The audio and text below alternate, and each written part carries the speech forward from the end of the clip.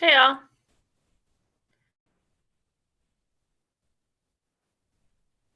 Afraid we're competing with the governor's 11 a.m. press conference this morning.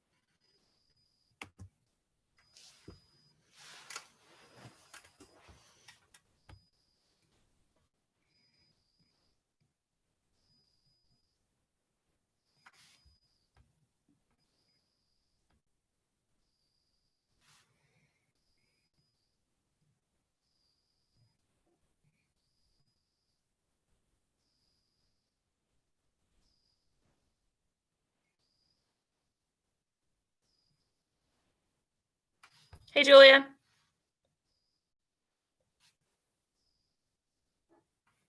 Because right now there's a black screen there. I don't see your face. You don't see my face? I see the Boston Committee of Ways. On my big screen, I just see a backdrop that says Boston City Committee on Ways and Means. It's like a little screenshot. Yeah. It's a screenshot, but you don't see me in the normal. I see you in another little box, but I don't see your face on my screen. Is that okay? It's okay. Don't worry. I see your face, but I just don't see it in the big screen like I normally do. Oh, I see. Huh. That's something to do with your settings then. Just pin her video if you want to see her face. Okay, I'm gonna pin. Oh, there we go. Oh, Annalise taught me something. I pinned you. We're good. Thank you. Thanks. All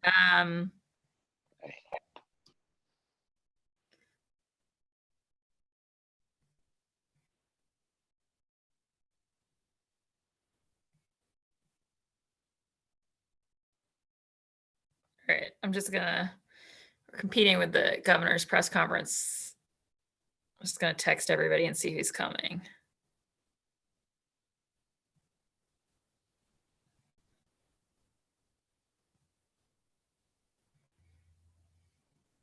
Morning, Liz.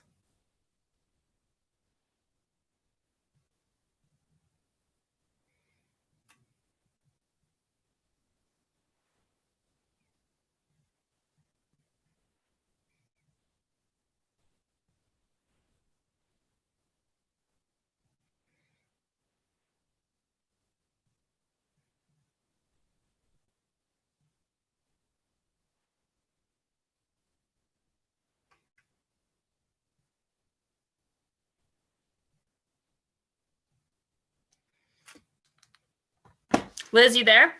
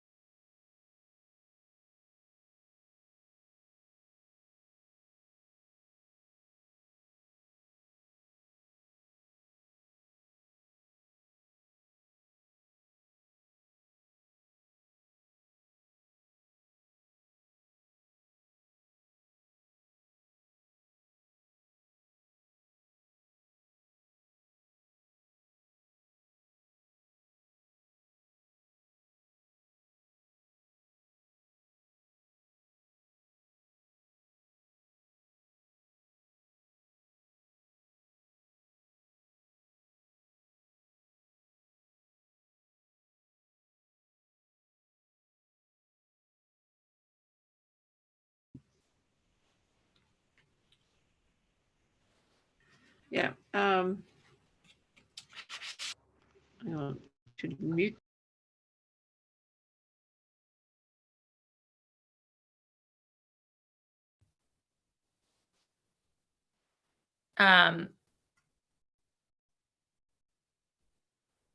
Liz and Julia, I sent you a note just about how you want to proceed. Kenzie, it's up to you. I don't, whatever you feel is the best. Do we have the rest of the folks who are participating in the working session on anyone else aside, like from these departments? Are they going to be here? No, remember, these are the working sessions where we just do questions. So it's just us all talking to each other.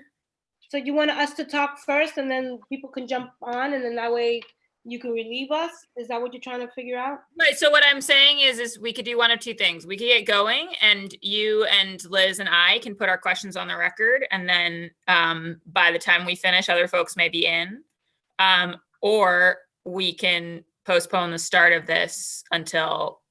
I'll tell you, to be honest, I usually get inspired by what other people are saying, because I come in here thinking, I got a few questions, but once I hear y'all talking, I start really thinking about things differently. I learned something just by listening to y'all. So I would rather for my own personal education, I have my questions lined up for sure. I can go with those, but I am usually inspired by y'all. So I would like to wait until everybody else is here, for me personally. Cool. Liz, what about you? You're muted.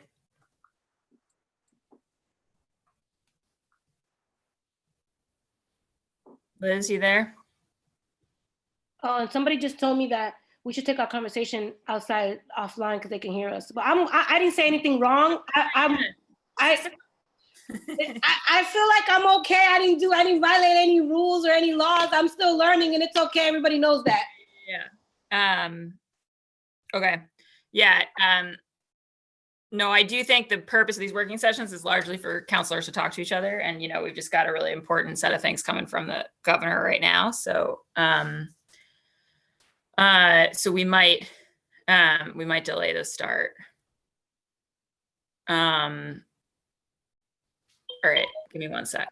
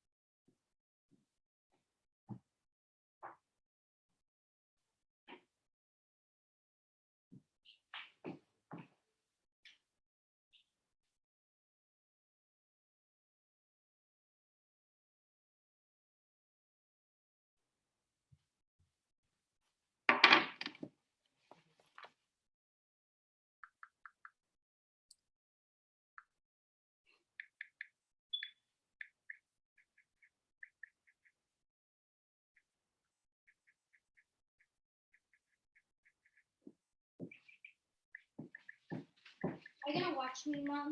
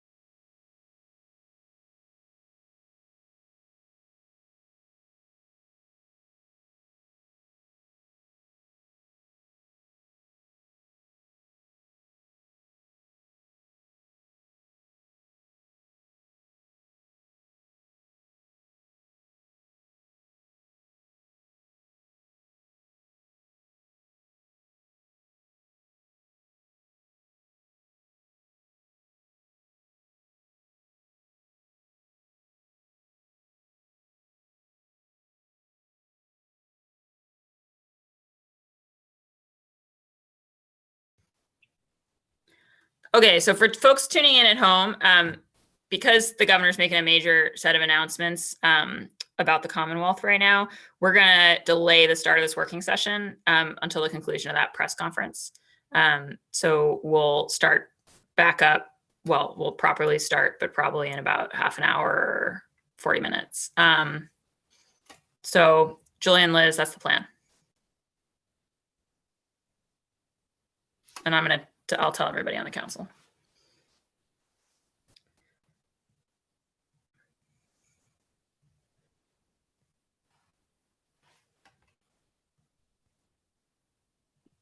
That sounds good. So I'm gonna leave this, and I'll use the same link, Eric, Doc. Exactly. So use the same link, and you guys will still have priority as the first folks who arrived, regardless. No, I don't want to be first. So I don't even know how I ended up in this damn thing first. I want to be last, so I'll join late because I get inspired by everybody else. All right. Liz, does that sound good to you? I can't see you, but all right. Okay, bye. Yep, see you in a bit. Bye.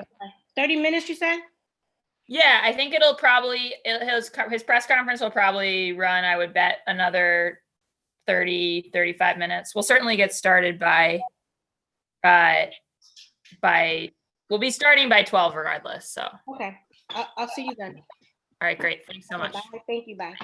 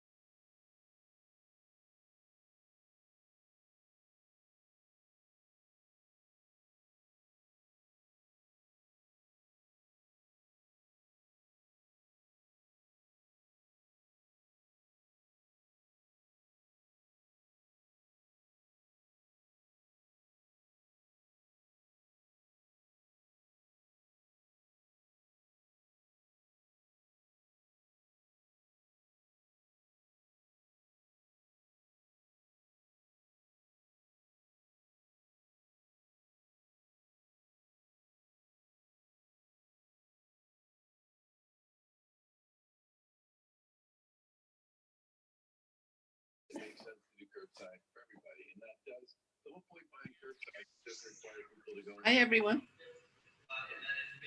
Hey, Liz.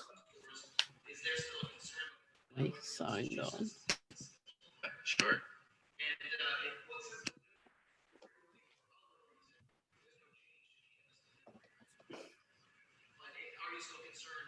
Yeah, sure, absolutely. Well, first of all, if you're going to do curbside, it makes sense to do curbside for everybody. And that does, the whole point behind curbside is it doesn't require people to go inside and stand around. And Hi, everyone. there's plenty of evidence at this point that Hey. Gonna get going. I'm just gonna tell everybody.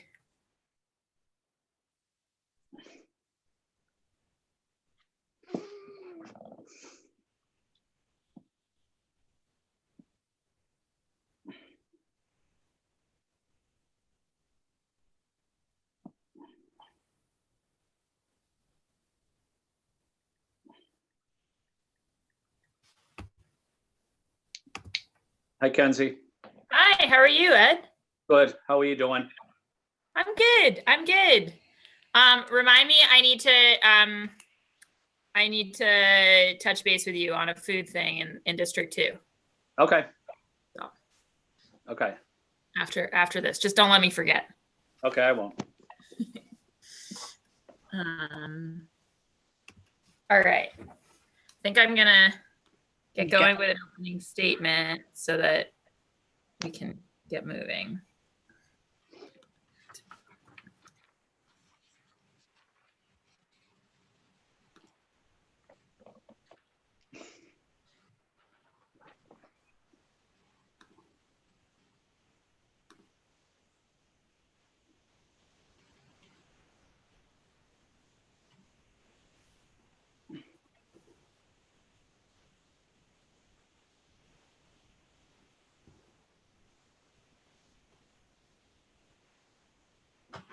All right.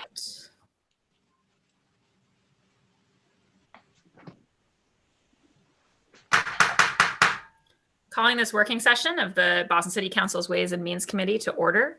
For the record, my name is Kenzie Bach. I'm the District 8 City Councilor and also the chair of the Ways and Means Committee. This working session is being recorded and live streamed at boston.gov/city-council-tv. It will be rebroadcast on Comcast Channel 8, RCN Channel 82, and Verizon Channel 1964.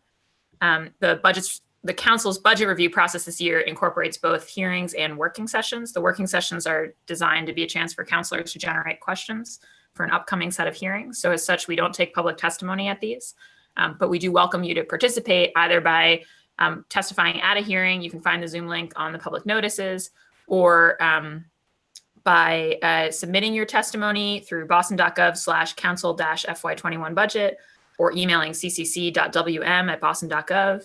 On the council website, we also accept videos and happy to play those after hearings, or you can come to one of our public testimony hearings on May 26th at 6 p.m. focused on BPS, or May 28th at 6 p.m. on any aspect of the city budget. Today's working session is on docket 0588 to 0590, orders for the FY21 operating budget, including annual appropriations for departmental operations, for the school department and for other post-employment benefits. Docket 0591 to 0592, orders for capital fund transfer appropriations. Docket 0593 to 0596, orders for the capital budget, including loan orders and lease purchase agreements. Those are collectively the set of dockets related to the mayor's budget proposal. And then we are also just going to be discussing today docket 0599, which is an order authorizing an appropriation from the 21st Century Fund, also known as the Public Educational or Governmental Access and Cable Related Fund, pursuant to Section 53F3 quarters of Chapter 44 of the General Law. So that's a very specific fund managed by DoIT. Our focus area today will be DoIT, so the Department of Information and Technology, ISD, the Inspectional Services Department, the BPDA, the Boston Planning and Development Agency, and then, as I mentioned before, that fund.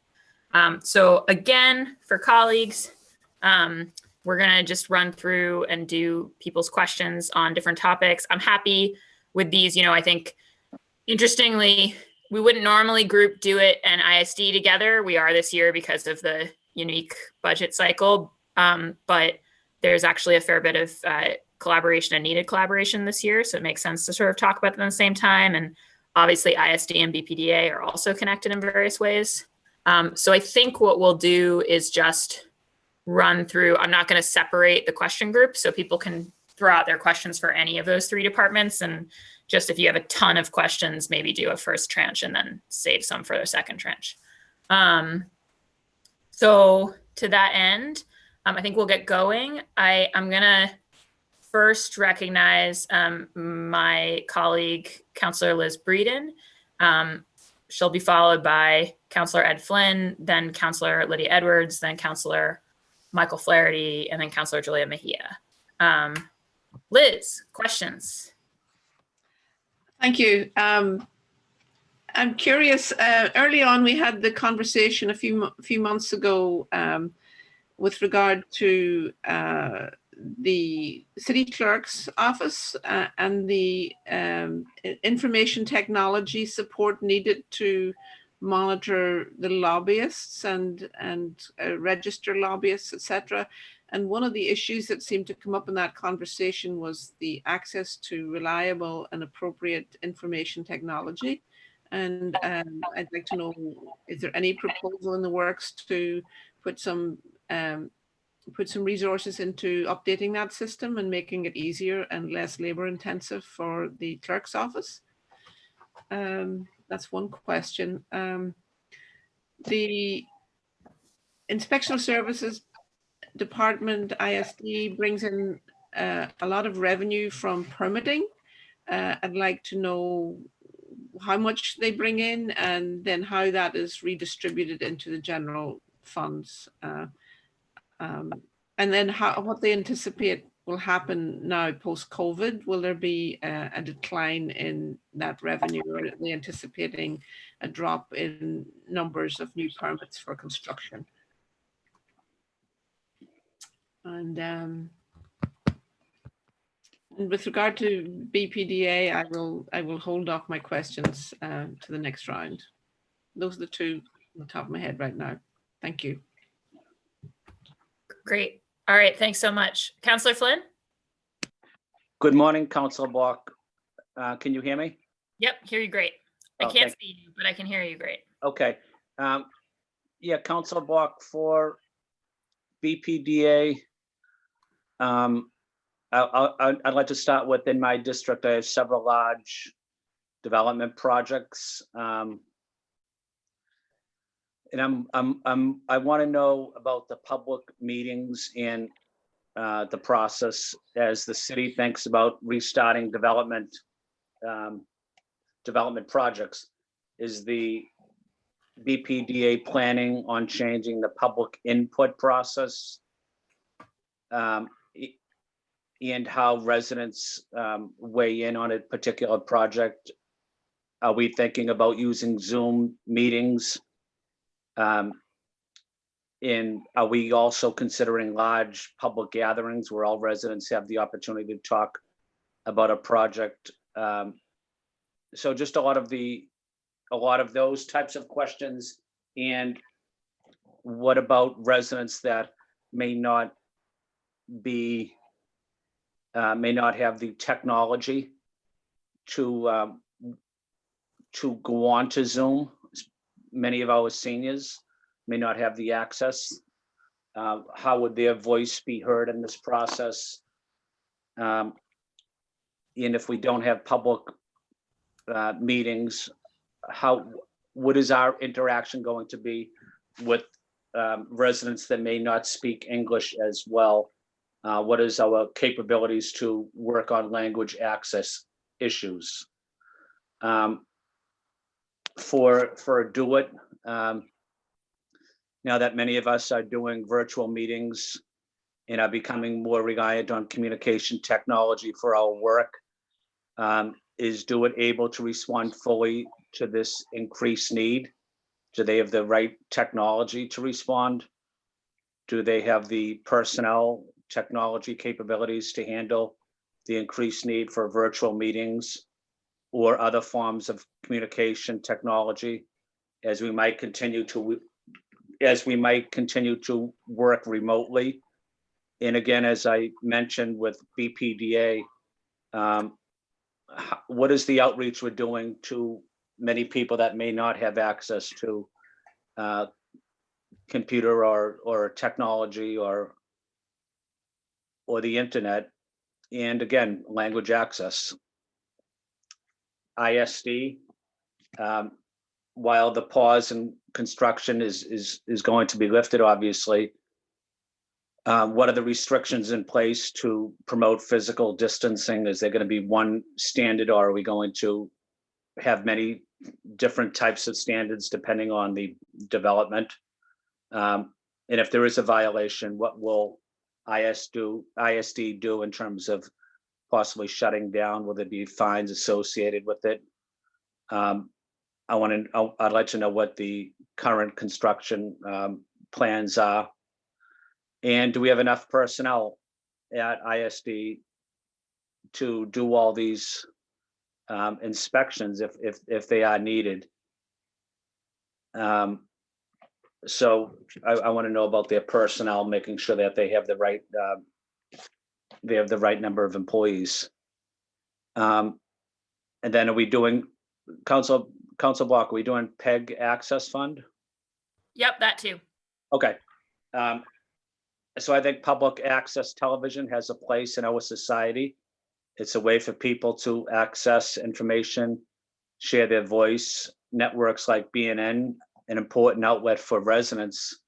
And I know there are some federal measures that could potentially reduce the funding for these cable access stations. What are we going to do if that happens? And what are the ways to fund PEG stations, PEG stations? And can we work with DoIT in making sure that all of our residents really have the computer technology access, internet, so that they can also be part of this process as well? So those are my questions for now, Councilor Block. Thank you. Fantastic. Thank you so much, Councilor Flynn. Councilor Edwards. Thank you. Couple questions, starting off with the ISD. I want to know how the ZBA reforms are outlined, how they are currently outlined, and how their implementation is taking place.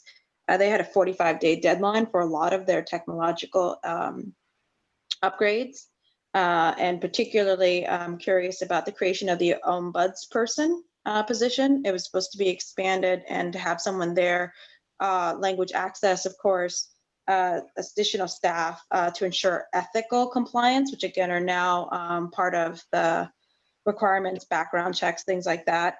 Tech upgrades for the modernization, including email notice to abutters, newsletters. They were also supposed to make sure that all plans would be submitted electronically and they didn't have to go to 1010 Mass Ave, and that they would be permanently available for anybody to look at. So those things, I'm curious where we are in that and how much they have spent so far. So not just, I don't want to just respond to, well, we're working on it. I want to know how much money has actually been committed to even do those upgrades before COVID, and how much has been spent so far, which I really doubtful much. So I'm happy to, and also if they need additional funds, how much? So if they intend to move forward with virtual hearings in June, the ZBA, how are they equipping civic associations with tools they need to be accessible? So a lot of this is a capacity issue. Is the city going to create kind of a portal for civic associations? Are they going to create a free Zoom channel? What are they going to do to allow for a little bit more equity with civic associations to move online? Especially older neighbors, those who don't speak English. What kind of lines are they going to set up for the civic associations to be as accessible as possible? Specifically in the district, we'd love for a new, not just a new, excuse me, an additional. Peter Kenny does a great job. Let me just say that.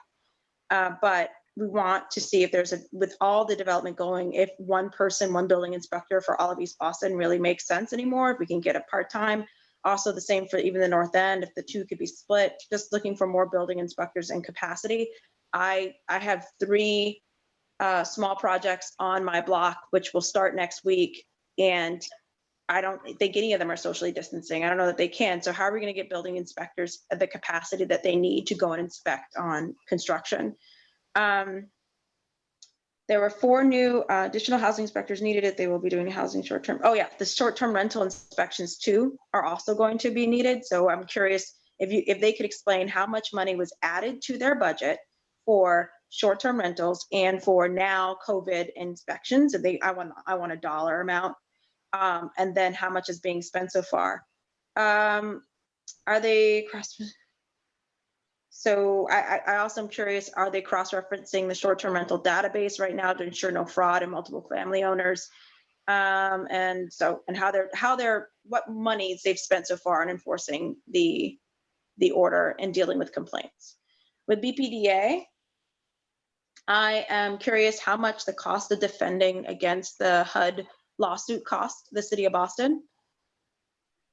I want, we did get outside counsel, and it was defending based off of the BPDA's inaction, I suppose, or failure to comply with federal law. So just curious how much they cost us. Also, how much money they have spent, not the developer, but how much has BPDA spent for language access, period, but specifically in Suffolk Downs.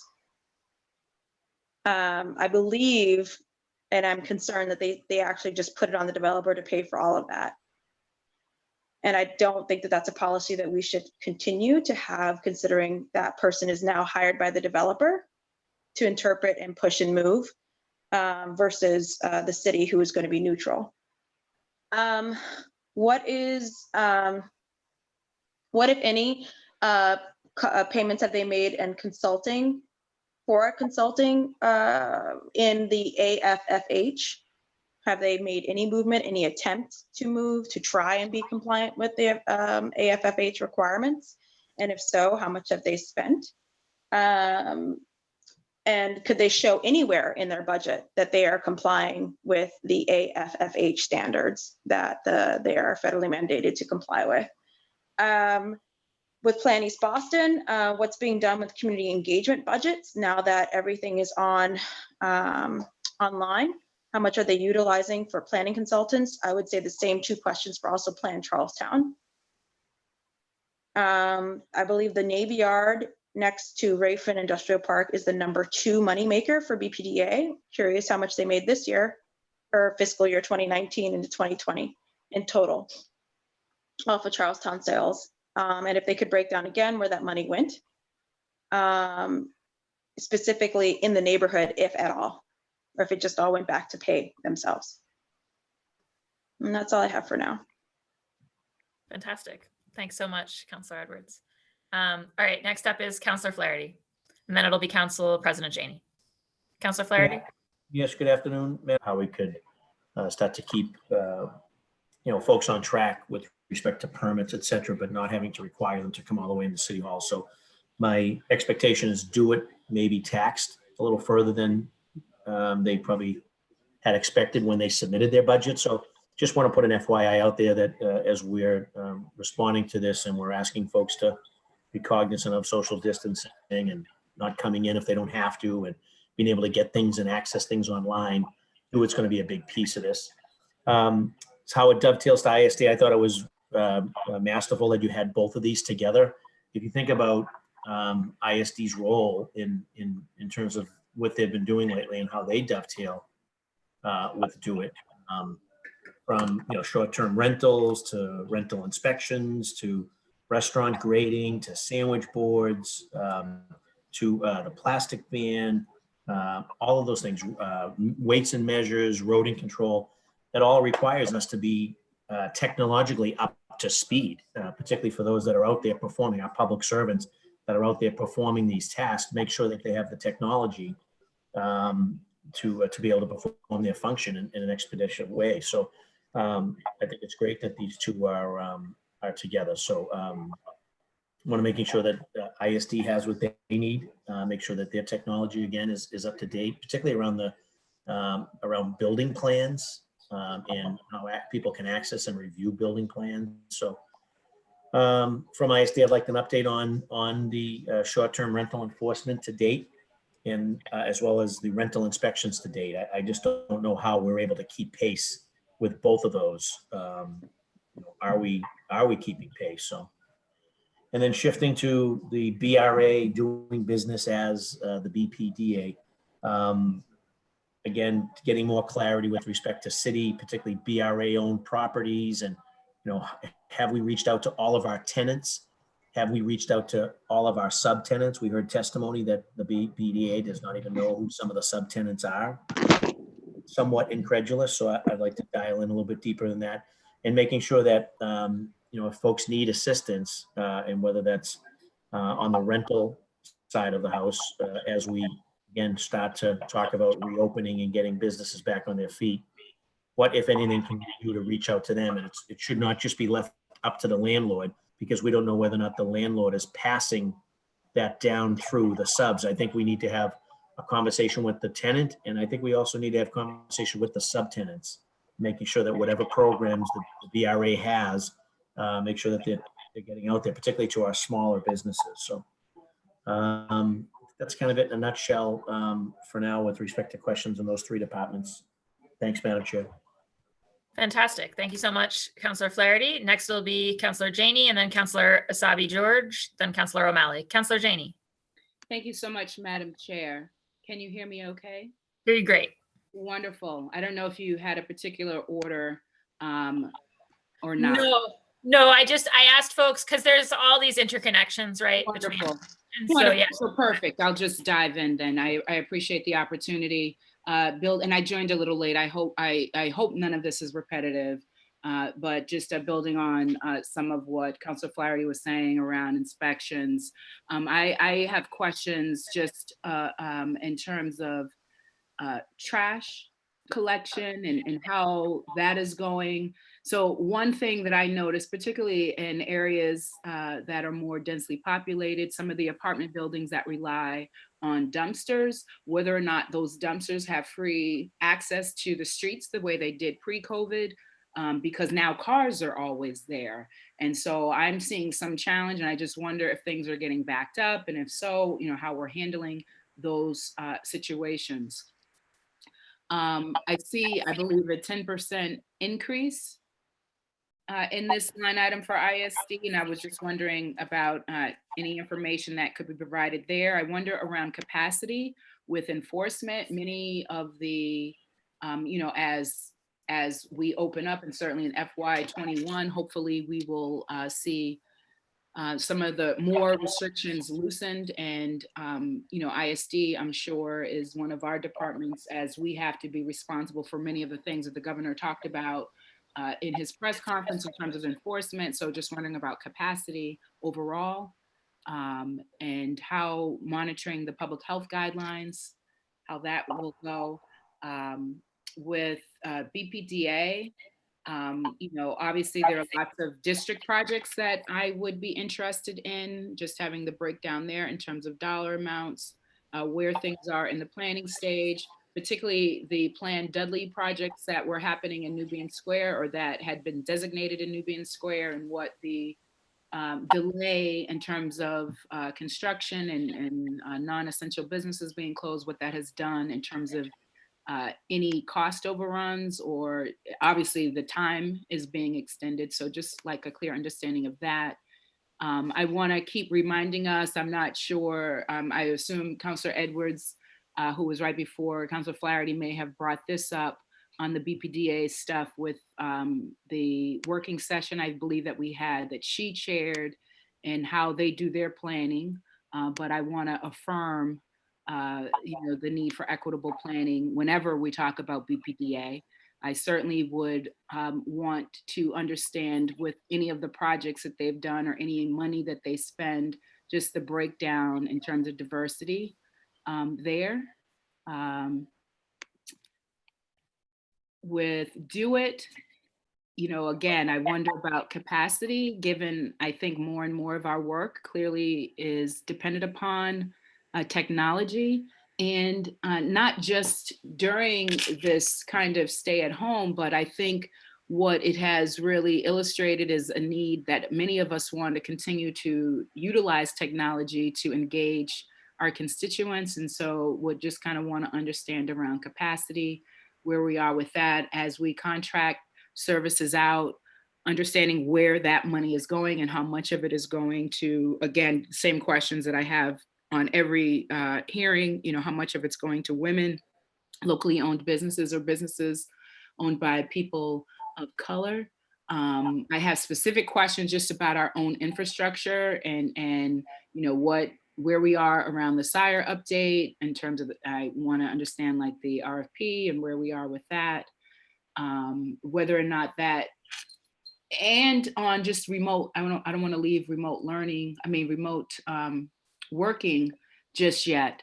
So many of us have been using Zoom. My understanding from the administration is they'd like for us all to be on, the same platform, and there's some desire to look at WebEx, Cisco. And so we just kind of want to understand more from that perspective, the benefits of that, and whether or not there are any trade-offs there.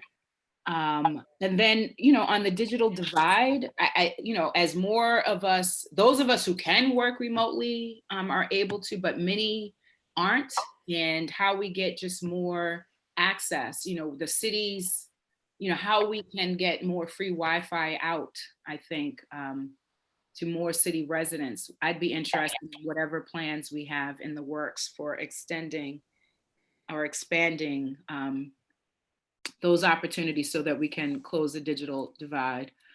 And then I believe there's I want to understand more about the Digital Equity Fund, and whether and where that is, whether an organization has received it already, if so, who, if not, if it's still out to bid, just where we are in that process. Thank you, Madam Chair. Great. Thank you, Madam President. All right, next up is Councillor Asabi George, and then it'll be Councillor O'Malley. Councillor Asabi George. Thank you, Madam Chair. I tuned in a few minutes late, so I do ask for forgiveness ahead of time if I repeat any questions, but are we doing all categories? DoIT? Yeah, we're just doing all categories. So BPDA, DoIT, and ISD. Perfect. So my DoIT question is around 311 service expansion, and just wondering about our ability on 311, both the call and the app, if we could include voter registration, an online SNAP application, locations of sharp collection kiosks, as well as the location of open recovery beds and detox beds. Also for substance use disorder resources and supports, as well as resources to handle domestic violence or someone who's looking for mental health supports. I think that using the app and the call service to do a little bit more service oriented would be really helpful to me. Also, in regards to 311, I'm wondering if there is any resources available to help our 311 operators respond to some of the mental health calls that they may be getting, especially during this time. But going forward, we continue to recognize mental health as a real crisis in our city, and more training our 311 call takers can have, the better, even if it's a simple first aid mental health first aid class, something that a number of us participated in earlier this spring. There's also been a sort of persistent request for the stenographic record of our public meetings for those that are dealing with some hearing issues. On the BPDA, I think our colleagues have asked a number of really thoughtful questions. I have one, I don't think it was asked, regarding some of the work to support our artists in their live work space. We've done some work around creating more live workspace, and live space that's affordable for our artists, but also responsive to the different mediums that our artists practice, because it is more than just sort of, the painting. There's performance art, there's sort of other mediums, if it's clay work, or glasswork, where there are different needs within a unit of housing or workspace. And the BPDA plays a particular role in creating more of that affordable space. I do have some ISD questions, and this has come up, I think, quite a bit in the recent weeks because of the COVID pandemic and the lack of public hearings, or not the lack of public hearings, but moving away from public hearings at the in-person at this point, but just a continued desire to have greater community engagement, especially around sharing information about upcoming hearings and allowing our residents to engage in those hearings in different ways. And through this pandemic, I think that the city and ISD and the ZBA have been a little bit more thoughtful about how do we outreach to residents, but just increasing the capacity to do more of this direct outreach to abutters in particular, I think is really important for us. There's some talk at ISD around the neighborhood walks, and just curious about what that vision, what is envisioned through those neighborhood walks, how often they will happen. And are they done with community, with neighbors, and with civic and neighborhood leaders? And how outreach will be done around that? I'm curious as to an update on the additional dwelling units, ADUs, and I do wonder about sort of this desire to keep people a little bit more physically distant if the ADUs are impacted by that at all. And then certainly an update on short-term rentals, which I'm sure a number of my colleagues may have asked before I got into this meeting. And then in specific regards to COVID-19, this pandemic, and with the slow but certain reopening of our city, how we'll need to respond around health inspections and other inspectors that would be through ISD. So I think that's it for me. I'm going to do a closer review of my notes and talk to my team who's followed this meeting along to see if there's anything else. Thank you, Madam Chair. Great, perfect. Thanks so much, Councillor Sabi George. Councillor O'Malley, and then it'll be Councillor Mejia. Thank you, Madam Chair. Good afternoon, colleagues. So yeah, I'll just tick through a lot of my relevant interest has been already articulated by many of you. Beginning with DoIT, looks like the department was essentially level funded, with the exception of line 52900, which is contracted services, has seen a $2.2 million decrease. Obviously, as we recognize, readjustments that will likely happen to the budget as reflected in to the reopening of the city and the supports we're going to need, I would argue that DoIT is going to need some significant increase to both build and maintain platforms to allow for constituent service to be done remotely. I'm talking about, ordering. I believe now you can get birth certificates online, but just other ways to utilize some platforms. So DoIT has a key role to play. So I want to make sure that the funding there is able to handle what will likely be a renewed focus on services, on e-services and e-constituent services specifically. So that's sort of my line of questioning. It's essentially level funded. There has been a $2.2 million decrease in contracted services. I don't know if that was building into some platform perhaps, but it looks like we may want to rethink that as we sort of reconvene in the weeks ahead. Secondly, ISD. There's been about a $2 million increase. Line 51200 is $1.5 million in overtime. So that's the bulk of that increase. It's a high from before ISD, but I think it recognizes the importance of inspectors. So one thing I've literally been asking at every ISD budget hearing since I've been on this budget, increase the number of inspectors. Oftentimes we can't get a lot of these important time-sensitive constituent services issues addressed. Not for a lack of trying through ISD, it's just they're men and women who serve as inspectors for the city are often stretched way too thin. So I think that's reflected by the overtime. So that's just one thing we want to see if there's any opportunity to increase and grow that number. It's also important to note how the building market is going to sort of reflect the need for more inspectors, what that looks like going forward, and that it's a segue into the BPDA. We don't have a lot of information because they don't share a lot of information with us in preparation of this. They do suggest that the capital budget expenditure is going to increase by $1 million this year over last year, which is a significant increase. I'm just wondering if that's reflective of the new economic real estate market that we're likely to encounter. So a lot of questions similar to DND, but more so with BPDA, because it's a lot of private development, what it means for the market, what it means for the position of particularly some properties that we'd be looking at that we've been discussing in the past, how that changes. I also want to see a deep dive in some of the strategy they've been doing. I don't know if John Delzell will be part of the participating panelists. He does some tremendous work, but I have a lot of questions around the carbon neutral building assessment, which has been included in Article 37. The BPDA has plans to lead a public process to develop new zoning requirements and a timeline of implementation to get to net zero carbon buildings, something that this body is very, very passionate about. Obviously, I celebrate that work. A little more to say about that at our council meeting on Wednesday, but I want to see, just do a check-in on what that Article 37 renovation has been. I think it was last year's budget hearing, or perhaps shortly after, where the BPDA announced that they were going to start a public process. Again, one that I wholeheartedly celebrate. Want to check in on that. And I'd say those are the general top line questions I'm looking forward to, Madam Chair. Thank you. Great. Thank you, Councillor O'Malley. Next up, Councillor Mejia. Hi, yes. Good morning, good afternoon, Chairmanwoman Bach.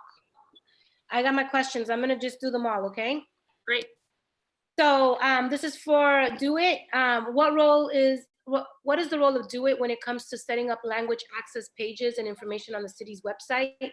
How is the design of Boston.gov's website with the voices and realities of people who don't speak English? Just curious about kind of what that infrastructure looks like. One of the goals of DoIT is to conduct a cybersecurity study to see where there are gaps in our system. How will that information be shared with the council? I know from my experience with the rental relief application that Google Forms can be manipulated, even when there is clearly false information. How is DoIT playing a role in making sure our online applications are more secure? This is for inspectional services, ISD. I just want to give a quick shout out to ISD. They go real hard for us, and we really do support a lot of their work, making sure that they get the support and dollars they need to function. But I do have a few questions.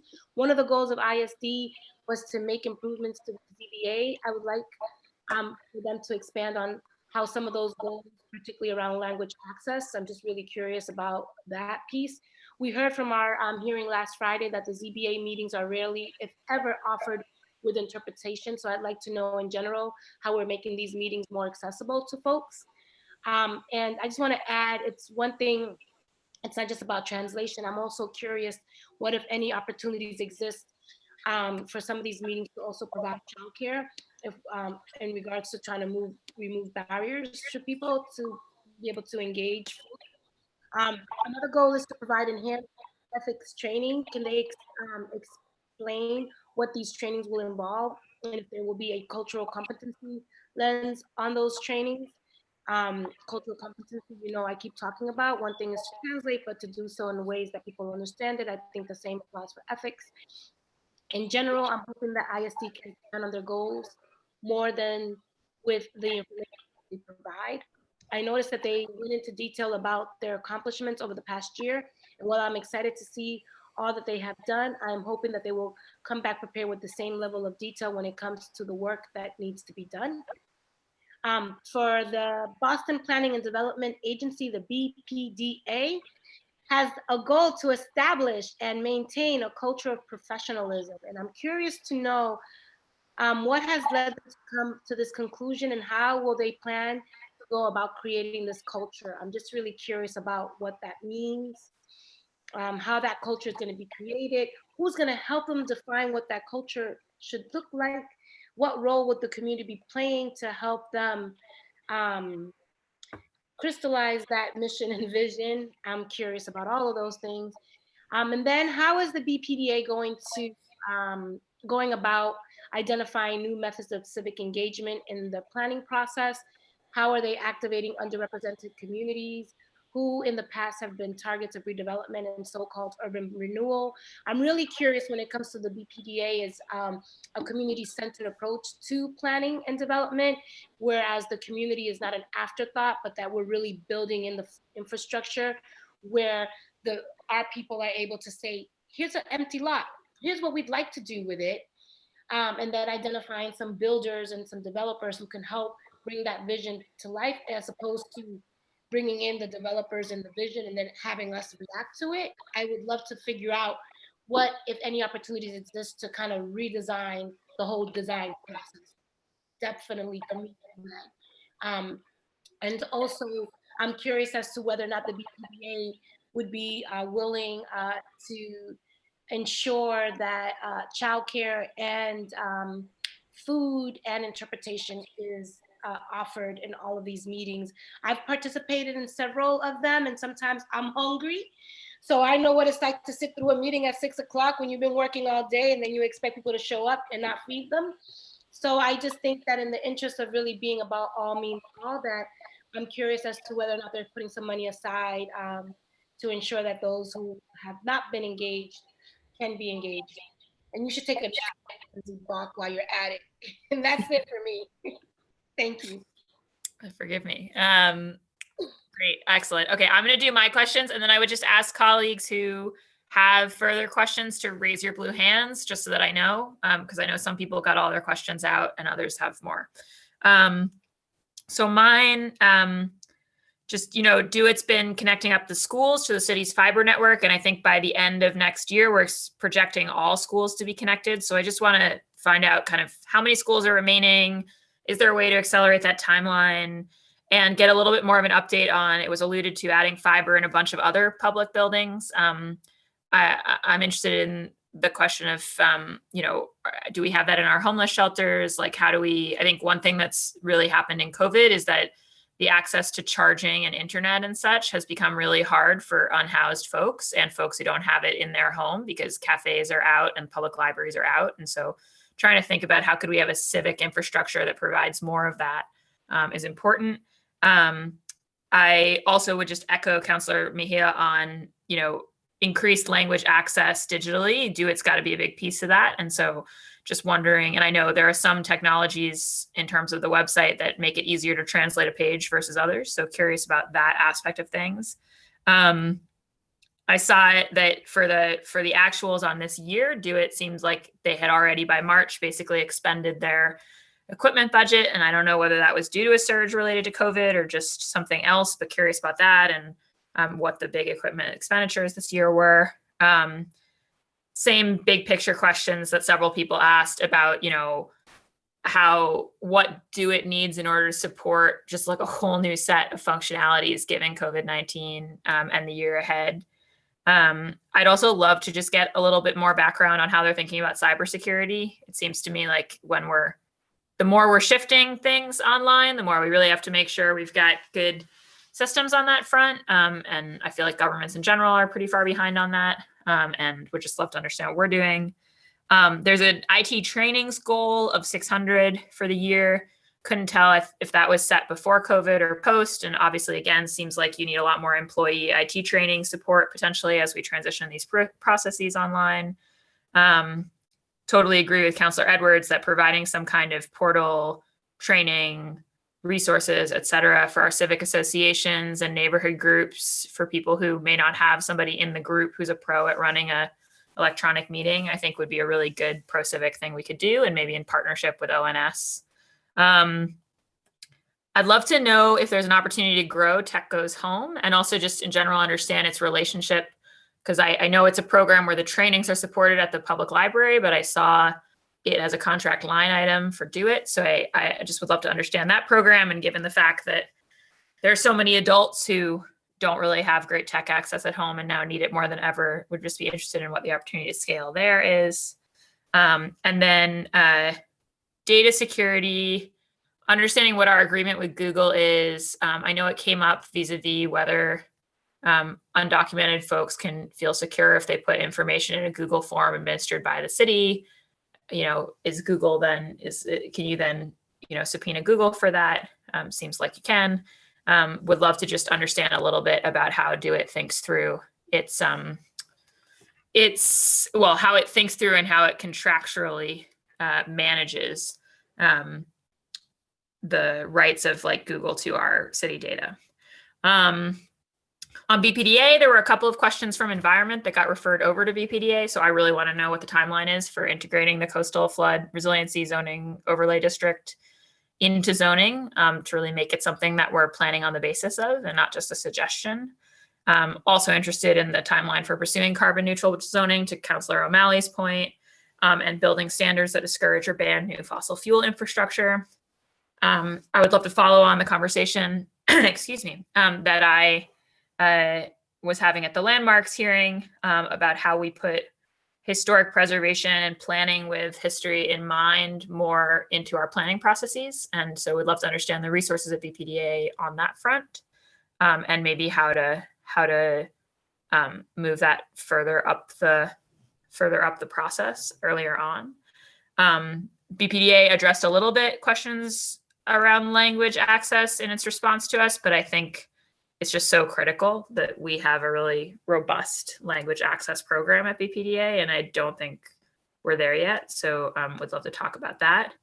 I think I'm interested in how the real estate department is shifting how they structure their ground leases in general. And then I think it behooves the council to kind of understand how the BPDA sees its financial future this year, given the situation, since unlike our other departments, it's sort of directly, it relies on its own sources, which are all, lease or transaction rent type sources. So it seems, particularly vulnerable to this economic climate. On ISD, as Councillor O'Malley referenced, there's this 400% increase in overtime last year.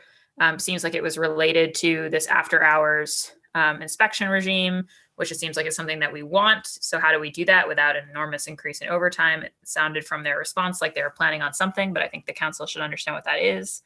Definitely want to check in on the short-term rental ordinance and the sort of implementation of that.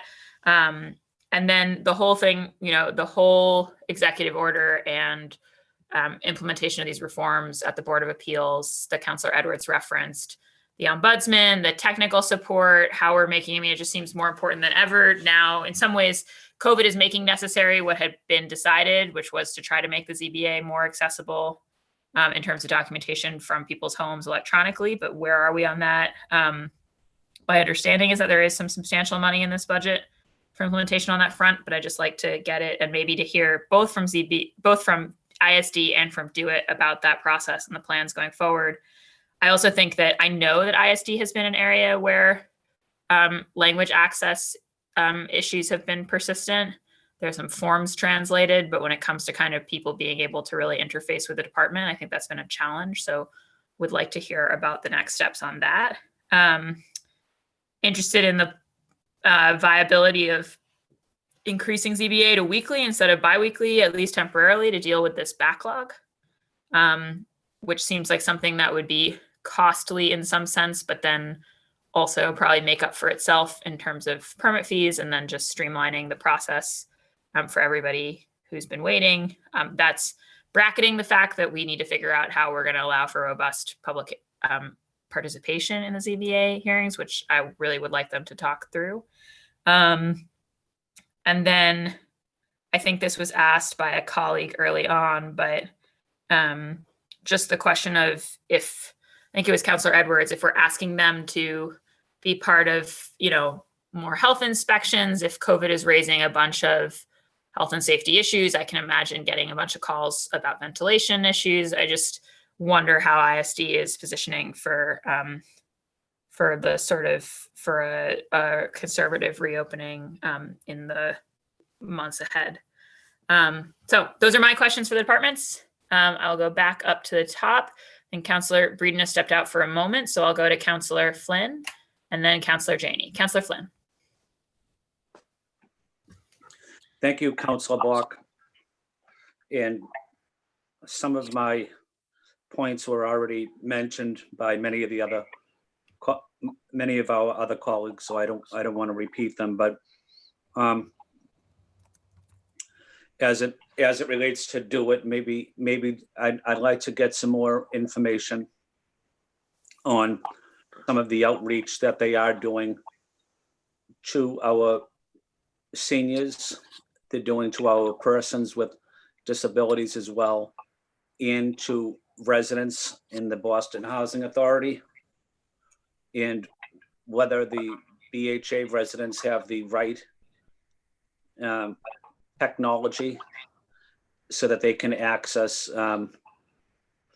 computer technology in their developments, and if there are any areas that we need to upgrade technology so that BHA residents can benefit from the same technology. And this relates to the cable television as well, so that they can participate and receive the same technology as everyone else in the city. One thing I failed to mention as it relates to ISD, I want to learn more about some of our outreach that we need to do on rodent control. I think it's a critical issue in our city. And I want to know, with the construction that will soon take place, digging down into the ground, are we prepared for the ongoing rodent control that we have to do? I have receiving a lot of calls and emails from residents throughout my district on seeing if we can expand rodent control in various neighborhoods. And this is the perfect opportunity for us to advocate for more funding for it, because I think it's a critical issue. It's also a public health issue as well for residents. I also want to finally, on the BPDA related issues, I'd like to get more information on, I highlighted it earlier, but on language access, but specifically, I'd like to learn more about the way we formally notify a civic group about how we're going to provide interpreters for an upcoming meeting, and whether that interpreter will be available, and if not available. As you know, I represent a large communities that don't speak English, so I'm always working on language access issues, but it's critical that everybody receive the same information on community meetings as well. And then just going back to inspectional services, I think it was Councilor Sabi George mentioned that they conduct a walking tour at times, but also inspectional services at one time, or still does, have a monthly discussion about their role in their outreach in their job. It's almost like a public awareness campaign for residents on exactly what the permit process is. I would like to learn more about that particular outreach they do, which I think is very good, but I'd love to get more information about it, and maybe see if we can promote it as well, so our residents know about it, even if they don't go to the specific meeting. But maybe there's an opportunity for ISD to put that on social media so others can benefit from that type of outreach. And those are my questions. Thank you, Councilor Bach, for giving me the opportunity for a second round. Thank you. Great. Thank you so much, Councilor Flynn. Councilor Janey. Thank you. So I want to follow up. I think this is DoIT. I want to bring up the issue that I've brought up before around trauma response, because I think there is a technology piece that would help. And this is just looking at when, unfortunately, a violent incident happens in our community, like a shooting, how we respond in the schools. And while I know many of the schools have gone through different trainings to be trauma sensitive and have looked into those resources, I think there is something to ensuring that all children who are within a certain radius of the shooting, that those schools are notified. So I'm not sure what the missing link in terms of the communication chain is. I think there's a technology piece here that I would suggest needs to be put in place so that when the number of children, and I can use, you know, the number of children on a street like mine, and I don't know how many there are, but on any given street, there could be many children who are going to many different schools, not all the same school. And so when they show up to those different schools, are those schools then prepared to receive these children? And how do we communicate so that those schools know what happened, or that something happened, and that they should be prepared that those children may need extra support. So that's one issue. The other, just building on, I think, our desire on the council side to expand language access, would have, you know, I guess some questions around what the different things, the possibilities for us on the council side as we look at expanding and engaging more folks in our work. Thank you, Madam Chair. I think that is it for me. Great. Thank you so much, Madam President. Councilor Breeden, are you back with us? Hang on, I have to go. Sorry. All right, Liz, gotcha. I appreciate you dropping in. I appreciate your message. All right, thank you. Talk to you soon. We appreciate it. We know you've been working hard on these issues for a long time. I confess I've been emailing, trying to. That person is in our, yeah. Just so you know, yeah. Councilor Breeden needs to go on a timeout. You gotta turn him off. Turn her off, y'all. Or at least mute yourself so that they're, you know, what they're saying is on us. She's double dipping. Being broadcast through all of us. She's double dipping. Hang her up. Councilor Breeden, you there? Oh Lord. It wasn't once to work. Out of my list. I had a few more questions. Quickly, the BPDA project review for Article 80, I really would appreciate it that if they would require developers to complete like a cheat sheet for each project that would include basic data on like the FAR, green space, the number of units, the size of the units, the number of IDP units, and the range of the AMI. When you're trying to track projects in the neighborhood, and we have a lot of them, it's really difficult to get that basic information, and it doesn't seem like rocket science that each project would have a cheat sheet with that sort of information in it to help the public evaluate the project without having to dig through pages of reports. I also want to echo Councillor Sabi George's concern about, we need to think about, and COVID has thrown a light on a whole lot of issues, but you know, we need live workspace for not just artists, but for other folks who maybe are able to work at home, work remotely from home. But if you're living in a micro unit or a small studio, we're just not, in Austin Brighton, we're building so many micro units and small studios. We need to change the mix a little. I also have concerns about the diversity of the impact advisory groups that review all the projects. We need to diversify those groups, have a broader section of our community sitting on advisory groups, and to make sure that we're getting more voices to the table, not the usual suspects. We have a very narrow bench here, not a deep bench, a shallow bench. I'd also had some questions about linkage.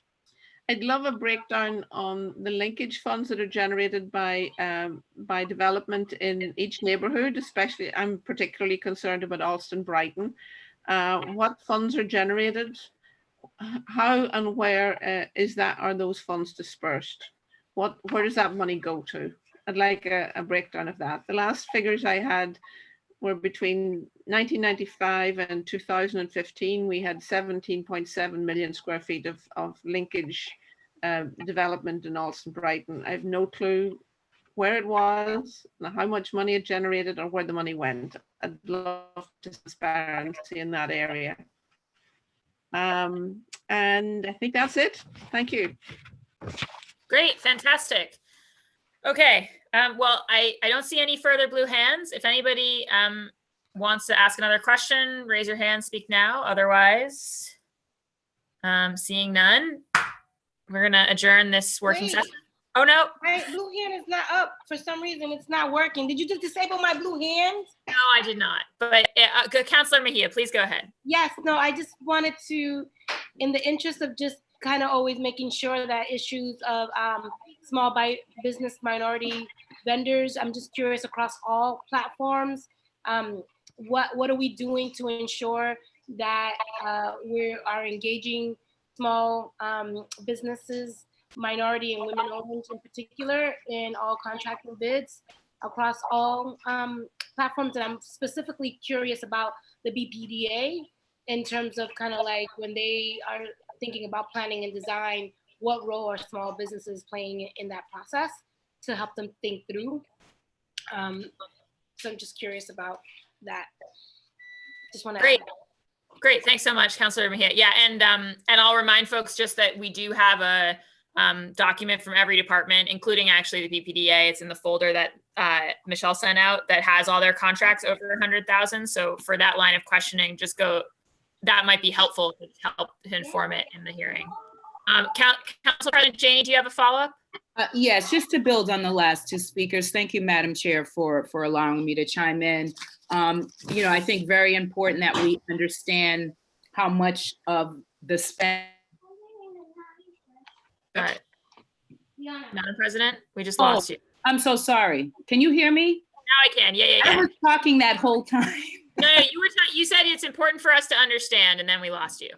I'm not sure how it got muted. Okay, well, anyway, yeah, it's important for us to understand on all of these BPDA projects, how much of their spend is going to small local business, businesses owned by people of color, and businesses owned by women. To Councilor Breeden's point around some sort of cheat sheet, I'd advocate for this information to be on there. And my understanding is that this is where we're supposed to be in the city. I fought hard, and in my first 6 months, got through the Plan Dudley projects, the parcels that were going out to bid at that time, got them to include really important language around equity and inclusion in the RFP process. My understanding that from that pilot, and this language is based on the language from Massport, the equity and inclusion language. But my understanding for that became the norm for the rest of the city. I want to understand if in fact that is the case. If so, where are we in meeting that goal? So after, I don't know if that was clear. So where are we in equity and inclusion for all of the projects? My understanding is that's supposed to be a goal that we're trying to make sure that there's equity and inclusion on all of these projects, city projects.